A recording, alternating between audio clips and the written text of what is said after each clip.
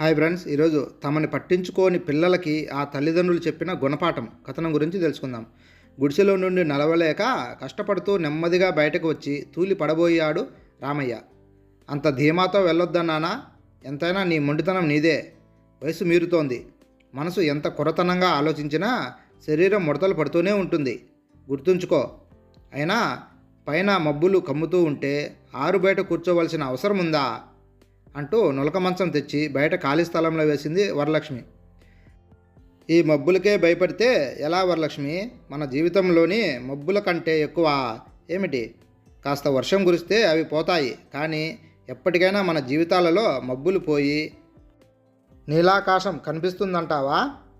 మబ్బులు పోవటం అని వ్యంగ్యంగా నవ్వి ఆశకు అంతుండాలి అంటూ గుడిసెలోకి వెళ్ళిపోయింది వరలక్ష్మి. కాస్త ప్రయాసతో నులక మంచం మీద కూర్చున్నాడు రామయ్య. రామయ్య వరలక్ష్మి చదువుకున్నది 10వ తరగతి, కానీ ఆ తర్వాత వీరిని అడిగి ఎన్నో పుస్తకాలు చదివారు.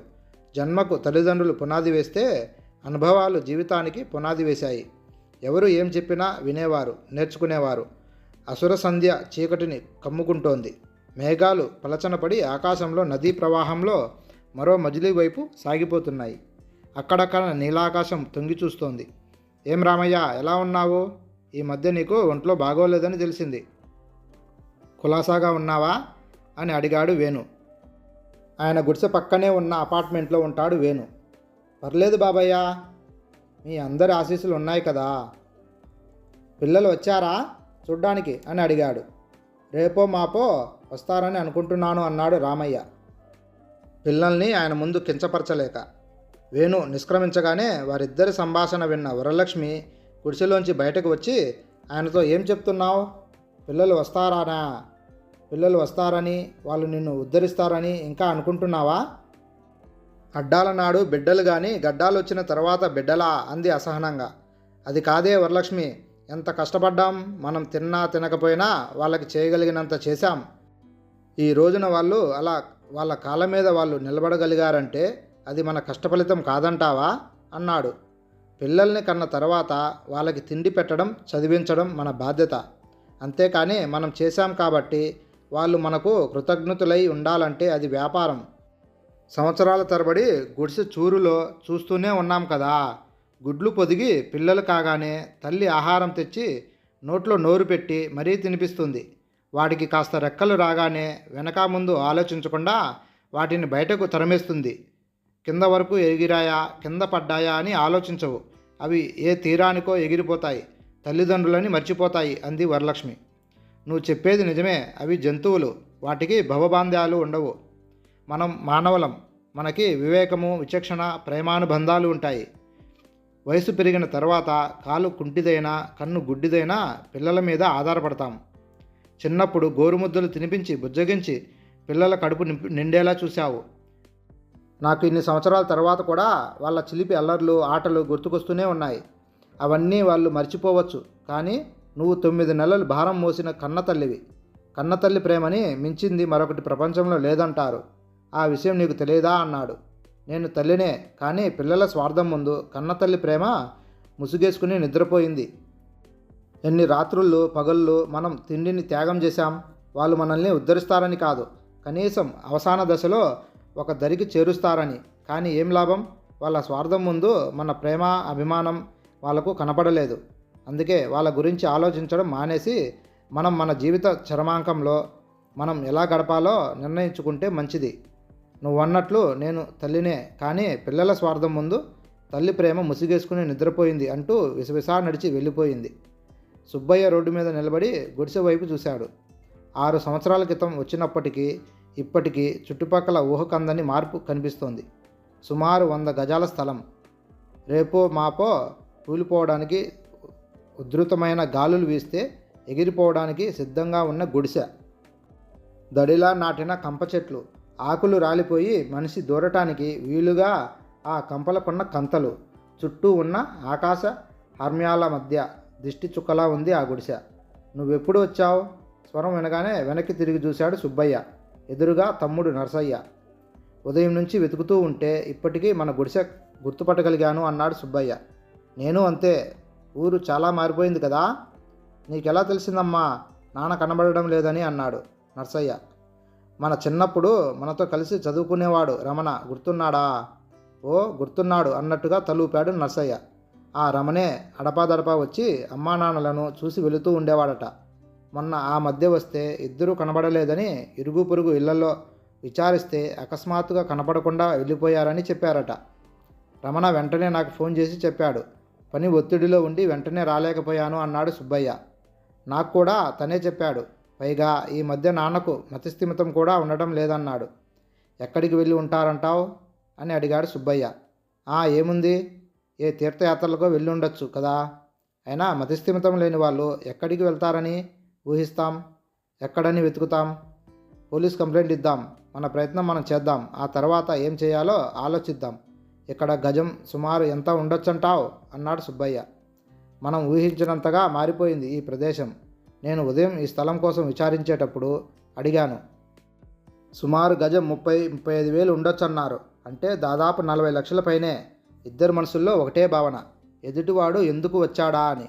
వారసత్వ పట్టా కోసం ఒకళ్ళకి తెలియకుండా మరొకరు ప్రయత్నం చేస్తూనే ఉన్నారు, పైకి తెలియకుండా. రామయ్య వడ్రంగి మేస్త్రి, 10వ క్లాస్ వరకు చదువుకున్నాడు. చదువుకున్న రోజుల్లోనే వృత్తిలో తండ్రికి సహాయపడుతూ ఆ వడ్రంగి పనిలోనే స్థిరపడిపోయాడు.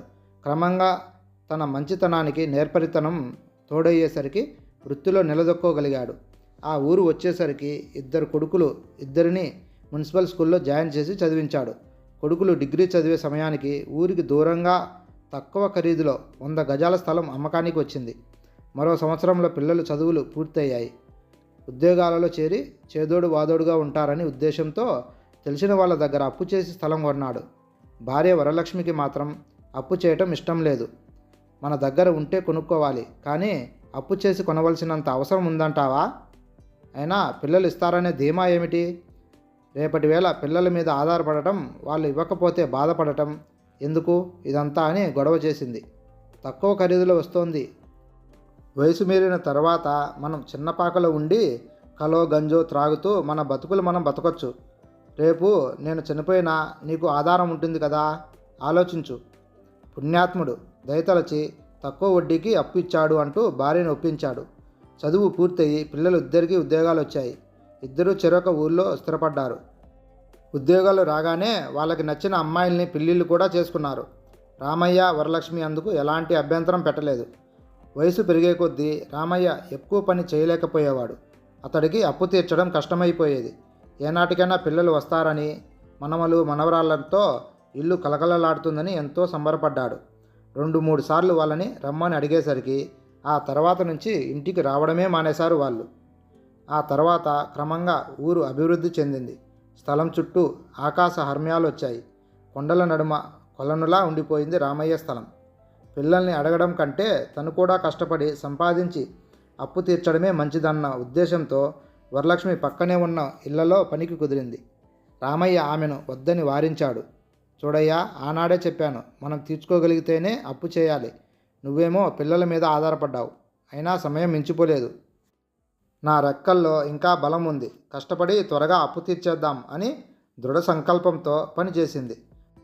అప్పు తీరిపోయింది. రామయ్య శరీరం వయసుకు మించిన స్థాయిలో పటుత్వం కోల్పోవడం మొదలైంది. చిన్నప్పటి నుంచి కాయా కష్టం, పిల్లల చదువులతో శారీరక మానసిక ఒత్తిడి రామయ్య మీద మరింత ప్రభావం చూపాయి. ఒకరోజు తెల్లవారుజామున ఏడుపు ఎక్కిళ్ళు వినబడేసరికి వరలక్ష్మి లేచి చూసేసరికి రామయ్య మంచంలో పడుకుని ఏడుస్తున్నాడు. ఎందుకో అర్థం కాలేదు. దగ్గరికి వెళ్ళి ఏమైంది రామయ్య అంది తల నిమురుతూ వరలక్ష్మి. నాకు ఏదో అయిపోతుందే, ఎంత ప్రయత్నం చేసినా కుడికాలు చెయ్యి కదులుతున్నట్లు లేదు, గాలిలో తేలిపోతున్నట్లుగా ఉన్నాయి. పక్షవాతం వచ్చిందేమో, నాకేదైనా అయితే నువ్వు అంటూ బోరుమన్నాడు. వరలక్ష్మి స్థానువులా నిలబడిపోయింది.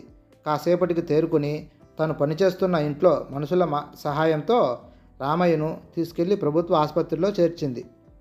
ఒకవైపు ఇళ్లలో పనులు, మరోవైపు భర్త అనారోగ్యం. అయినా ధైర్యంగా నిలబడి ఆ ఒత్తిడిని, ఆ పరిస్థితులను ఎదుర్కొంది వరలక్ష్మి. రామయ్య ఒత్తిడి మీద పిల్లలకి కబురు చేసింది. పిల్లలు రాలేదు. కాలు చెయ్యి ఆడుతున్నప్పుడు కబురు చేస్తేనే వచ్చి 6 సంవత్సరాలైంది. ఈ స్థితిలో వస్తే తల్లిదండ్రుల భారం వహించాలి, వాళ్ళ బాధ్యత నెత్తిన వేసుకోవాలనే ఉద్దేశంతో వాళ్ళు రారనే విషయం వరలక్ష్మికి అర్థమైంది. ఏం జరిగినా తనే ఎదుర్కోవాలని నిర్ణయం తీసుకుంది. క్రమేపీ రామయ్య కోలుకొని నడవగలిగే స్థితికి వచ్చాడు. గంగానది తీరం, పౌర్ణమి, నీలాకాశంలో మెరిసే చంద్రుడి కిరణాలు చూసేవాళ్ళ మనసుకి ఉదారంగా ఎనలేని హాయినిస్తున్నాయి. భార్యాభర్తలిద్దరూ గంగా తీరంలో నడుస్తున్నారు. ఆ ఇద్దరి నీడలు ఒకదాని మీద ఒకటి పడి ఒకటిగానే కనిపిస్తున్నాయి. గంగానది ప్రవాహపు పిల్లతెరల అలల ప్రశాంతత ఉంది ఆ ఇద్దరిలో. భర్త మధ్య మధ్యలో నడుస్తూ తూలి పడబోతుంటే భార్య చేయి ఆసరా ఇస్తోంది. నువ్వు తీసుకున్న నిర్ణయం వెనుక ఎంత మానసిక క్షోభని అనుభవించి ఉంటావో కదా అన్నాడు రామయ్య భార్య భుజం మీద చేయి వేసి నడుస్తూ. కొన్ని నిర్ణయాలు కఠినంగా ఉన్నా తీసుకోక తప్పదు. ఆ నిర్ణయం వల్లే మనకిప్పుడు శాంతి లభిస్తోంది. మన జీవితపు ఆఖరి మజిలీ పవిత్ర గంగానది ఒడ్డున కాశీలో ముగుస్తుందని కలలోనైనా అనుకున్నామా? మనం చేసిన పని మన తర్వాత కూడా ఎంతో కొంతమందికి సహాయపడుతుంది. జీవితంలో బాధ్యతలు నెరవేర్చిన తర్వాత భవబంధాల నుండి విముక్తి చెంది తాపత్రయం వీడితేనే మనకు ప్రశాంతత. పిల్లల విషయంలో కూడా అంతే అంటూ తాము ఉంటున్న వృద్ధాశ్రమం వైపు భర్తని తీసుకుని నడిచింది వరలక్ష్మి. జీవితం నేర్పిన పాఠాలు, అనుభవాలతో మనసులో ఇద్దరికీ ఏ చీకు చింత లేని అలౌకికమైన నిర్వాణ స్థితికి వచ్చారు. సుబ్బయ్య, నర్సయ్య వారసత్వ పట్టా సంపాదించారు.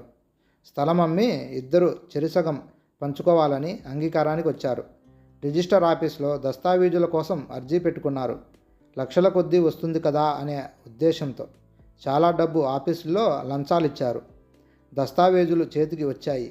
ఆఫీస్ దాటి బయటకు రాగానే వాటిలో సారాంశం చదివేసరికి అన్నదమ్ములిద్దరికీ కళ్ళు బైర్లు కమ్మాయి. రామయ్య 6 నెలల ముందే ఆ స్థలం అమ్మేశాడు. హాయ్ ఫ్రెండ్స్, ఈ కథ మీకు నచ్చినట్లయితే please like and subscribe friends.